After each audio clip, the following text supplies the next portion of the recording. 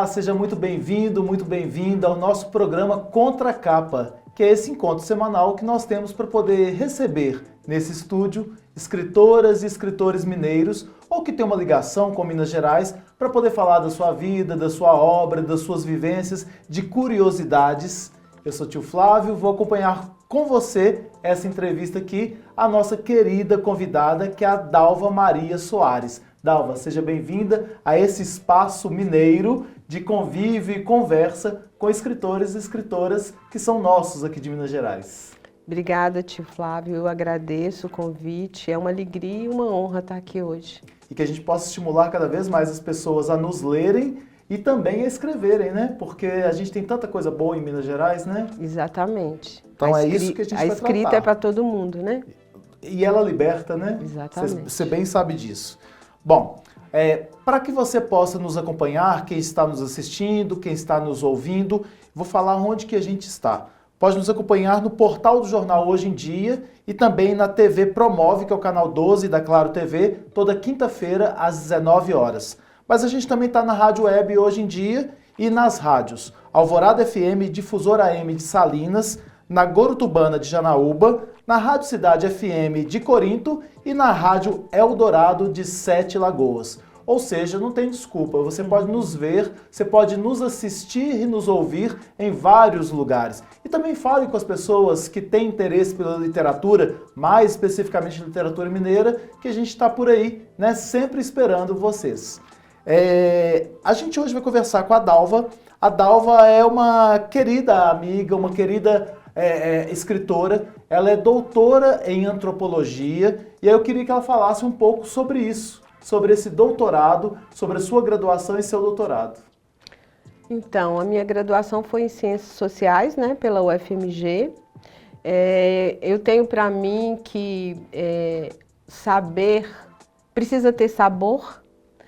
E Rubem Alves falava isso também. Rubem Alves falava, o saber e o sabor tão próximos, né? Tem a mesma origem etimológica, inclusive, que é o sal, né? Uma comida sem sal é uma comida insossa, né?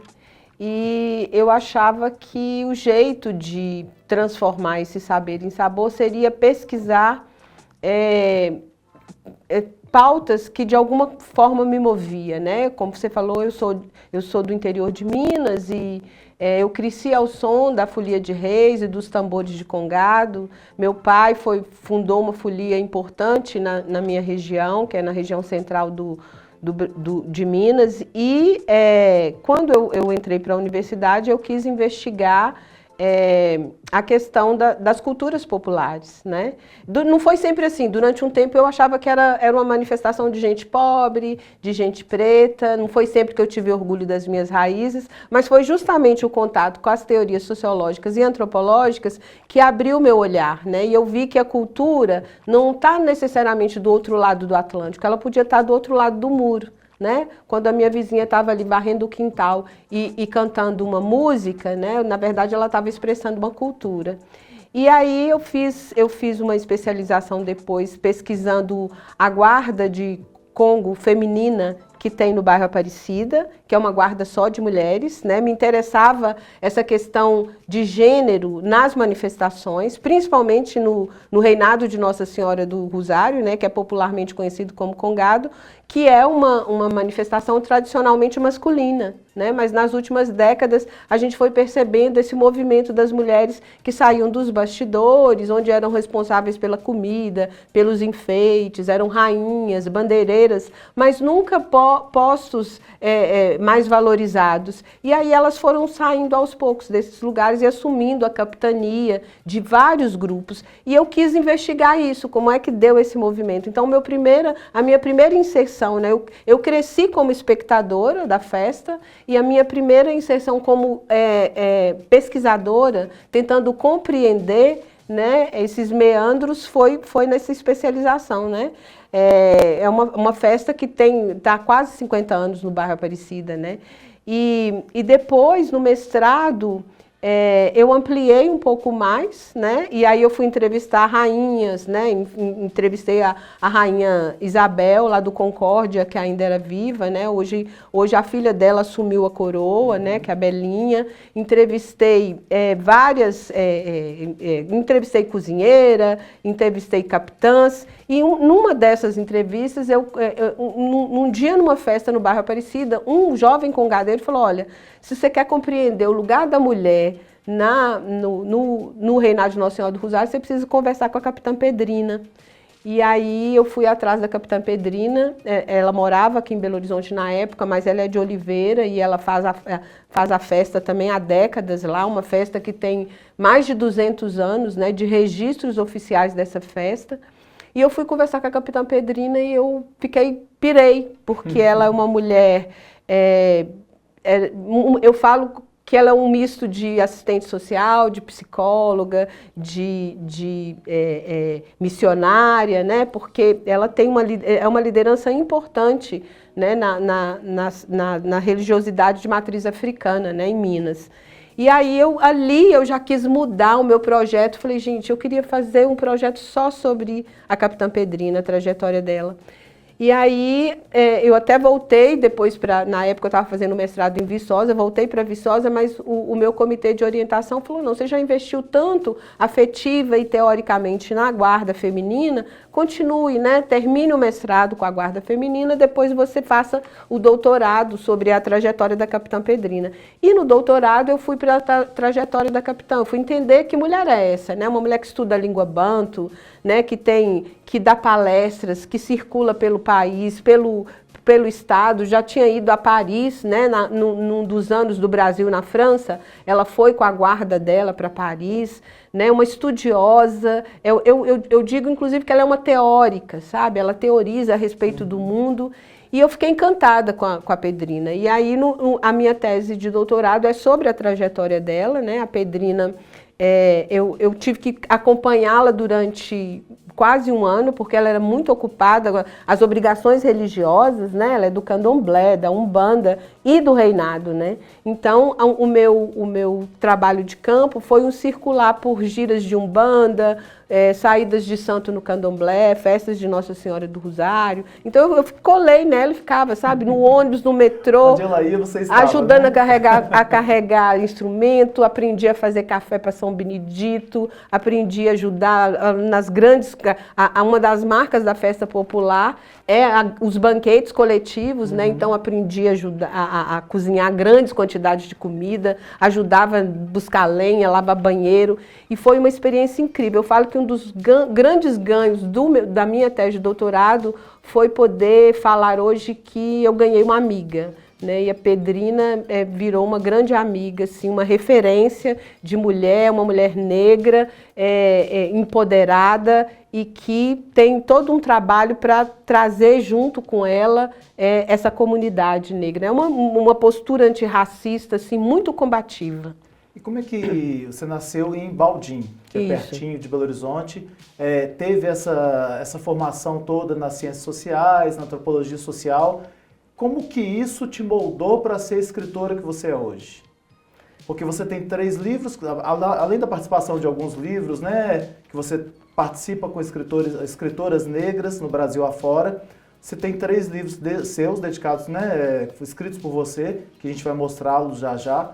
Mas como que foi essa construção dessa escritora que está hoje aqui? Porque você está na academia, pesquisa.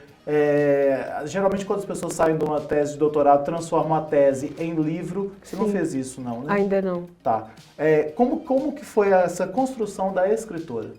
Então, quando eu estava em Viçosa fazendo meu mestrado, ali meados dos anos 2000, 2007, 2008, eu criei um blog, né? A escrita acadêmica é uma escrita muito árida, né? Eu acho até que nem devia ser, né? Retomando o saber com sabor, isso era uma coisa que me incomodava. Então, ali nos momentos de deserto, onde eu não conseguia escrever a dissertação, eu ia para o blog, né? Escrever essas... textos, né, assim, ainda muito incipientes, um exercício que eu costumo dizer que era para respirar melhor, né? Adélia Prado, Não, que eu adorei isso que você colocou aqui. É mãe do João Pedro e escreve para respirar melhor. é um verso da Adélia Prado que eu amo, né? Que é uma das minhas referências, que diz que ao procurar palavras para narrar a minha angústia, eu já respiro melhor. Então, era justamente tentando respirar melhor que eu comecei a escrever. Depois eu consegui, a dissertação ficou pronta, eu defendi, fui fazer o doutorado na Federal de Santa Catarina, né? Me mudei com meu filho para Florianópolis e de novo, né, nos momentos, depois a gente voltou para Belo Horizonte, fiz meu trabalho de campo aqui, depois nós fomos para Lisboa, eu fiz um estágio doutoral sanduíche lá, a gente ficou 9 meses lá, meu filho cursou um ano letivo lá, foi uma experiência incrível, estudou numa escola com mais de 20 nacionalidades diferentes, sabe? Foi muito legal. E aí, quando eu voltei, né, essa vida meio nômade, cada vez numa cidade, eu não queria montar uma casa. E aí eu escolhi ir para Baldim, morar na casa que tinha sido da mamãe. Mamãe tinha recém-falecido, meu irmão... um dos meus irmãos mais velhos tinha acabado de separar, estava morando lá, e a gente foi dividir a casa.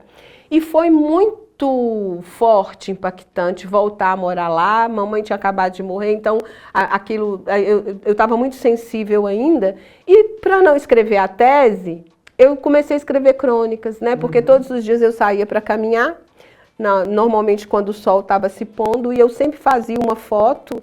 E quando eu voltava, sempre rendia uma crônica, porque eu encontrava com as minhas contemporâneas, com as contemporâneas da minha mãe. E foi formando um grupo, principalmente de leitoras à minha volta, que já ficavam, né, eu publicava no Facebook, né? E aí todos os dias à tarde as pessoas já ficavam na expectativa, e sempre na expectativa de que eu falasse delas, né? Porque aquelas histórias que você encontrava, né? As pessoas que você encontrava, exato. As pessoas têm tanta história, né? A gente passa por uma pessoa na rua, a gente não para pensar, se a gente parasse, a gente teria uma noção, talvez, do tanto de vida que tem ali, do tanto de história que tem ali, do tanto de narrativas que tem. Cada pessoa que a gente passa, olha que a gente passa por várias, por todos os dias, né?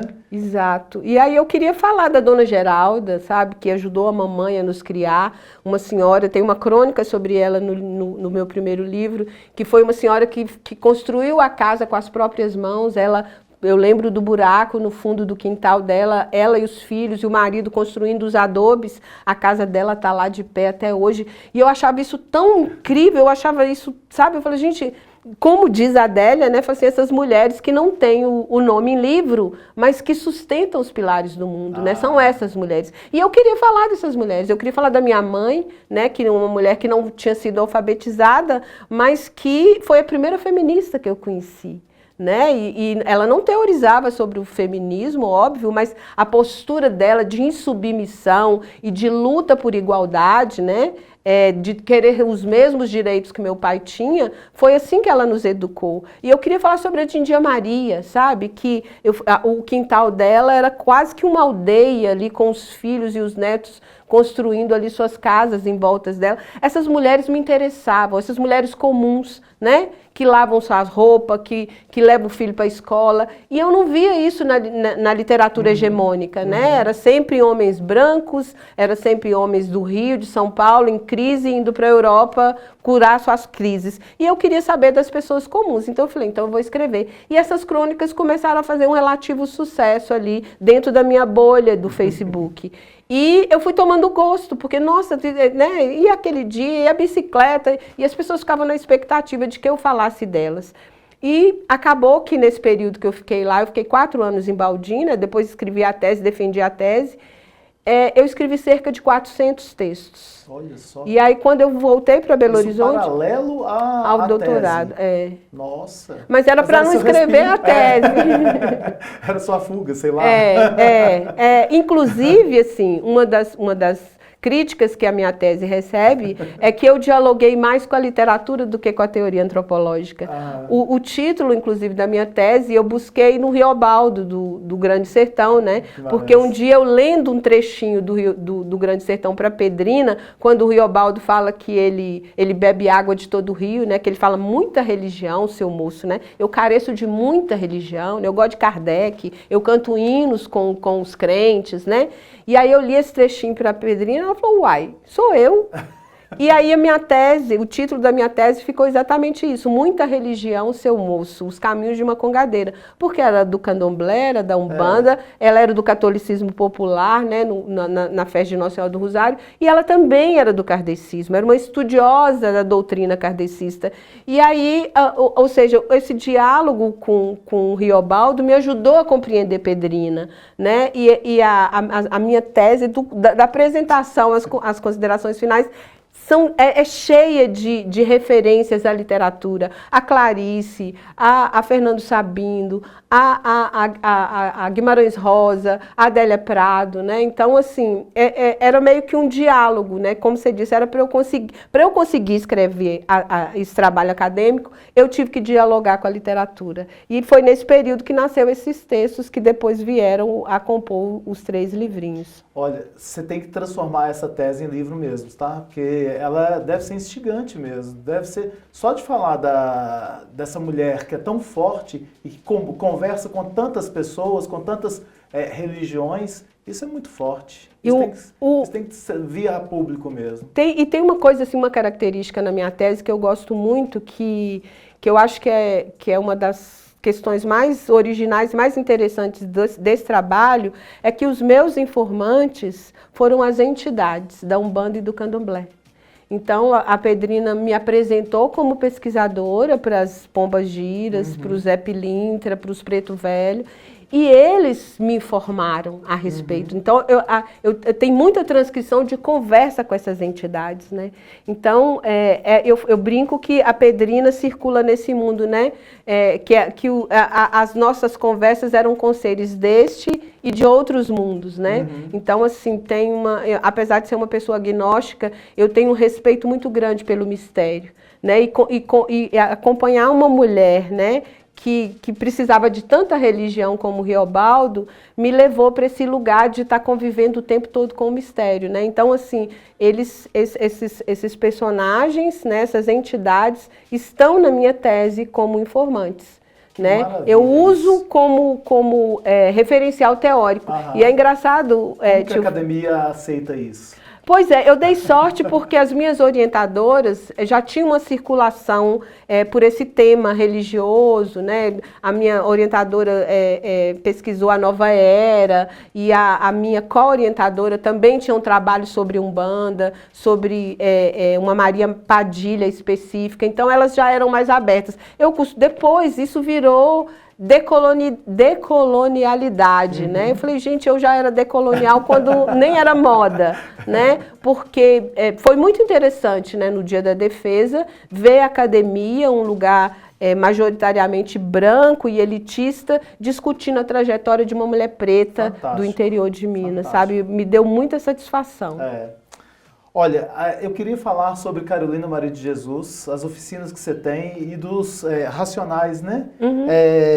Só que a gente tem muito pouco tempo para falar dos livros, então não vamos deixar de falar da Carolina. O que é essa oficina que você dá do rap dos Racionais MCs e da Carolina Maria de Jesus?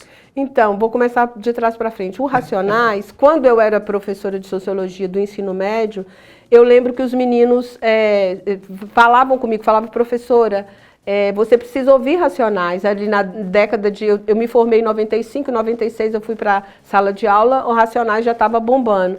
E os meus alunos ouviam Racionais. Eu não ouvia. E eles ficavam, você tem que ouvir, porque os Racionais falam das mesmas coisas que você fala nas aulas de Sociologia. Eu só fui ouvir Racionais, eu fico arrepiada, quando meu filho chegou em casa, ali por volta dos 7, 8 anos, cantando Negro Drama.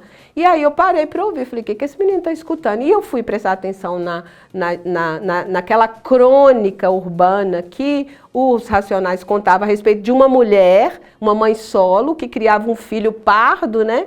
Eu falei, gente, a minha história com o João, né? E eu fiquei encantada e fui ouvir os Racionais e nunca mais parei. E eu acho, inclusive, que o Mano Brown é um intelectual, um dos grandes, né? E o trabalho dos Racionais não é só uma questão de denúncia, tem um trabalho estético muito apurado e eu fiquei encantada. Então, nas nossas oficinas, a gente discute um pouco isso que aparece nas obras dos Racionais, que eu acho incrível porque hoje são pautas que ganharam debate público, mas que na década de 90 ninguém estava falando, mas os Racionais já estavam falando de violência policial, já estava falando do extermínio da juventude negra, já estava falando de tantas, do racismo, né? Então, assim, eles anteciparam uma série de pautas que hoje já estão no debate público. E é um pouco isso que a gente discute ouvindo, principalmente o Sobrevivendo no Inferno, né? Que é o álbum mais icônico. A Carolina, eu tinha lido Carolina ali quando eu tinha os 20 anos, o Quarto de Despejo me impactou muito, e quando fez o centenário dela, teve um boom, assim, porque eu tenho uma hipótese, inclusive, sabe, tio Flávio, que eu acho que o ingresso da juventude negra e periférica nas universidades mudou a pauta. Né? Então, esse povo chegou com diversidade, chegou reivindicando autores negros. Não, a gente quer ler os teóricos, a gente quer ler Lélia Gonzalez, a gente quer ler Abdias. Mulher não existia, né? Exato. Existiam as publicações, existiam as mulheres, mas elas eram silenciadas, porque a gente não tinha acesso a obras publicadas de mulheres negras. E aí, no centenário de Carolina, eu resolvi visitar, mas eu falei, gente, eu preciso ler para além do Quarto de Despejo.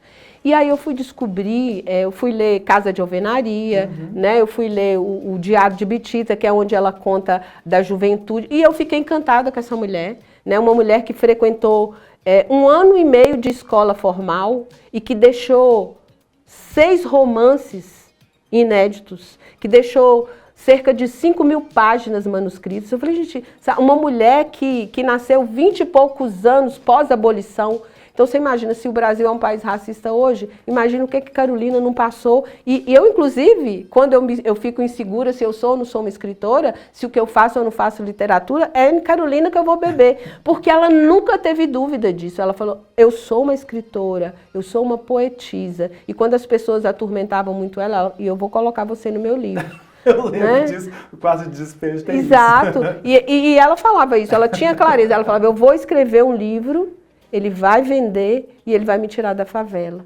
Né? Ou seja, ela foi best-seller, traduziu para dezenas de países. Acho que 16 países. Né? Várias línguas, ou seja, eu gosto muito da Virginia Woolf, né? Que tem aquele ensaio maravilhoso de Um Teto Todo Seu, que ela fala que a mulher, para escrever ficção, ela precisa de um teto só para si e de 500 libras, né?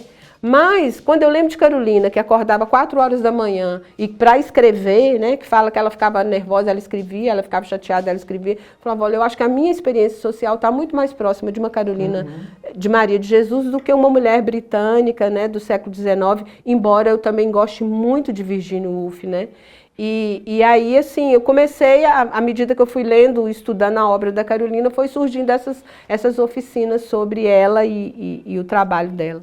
Maravilha, nós temos agora 7 minutos para falar de 3 livros, mas não tem problema não, porque o que foi falado aqui já assim, dá para assistir, reassistir, porque é fantástica a sua fala, o poder que você tem colocado na fala e na escrita.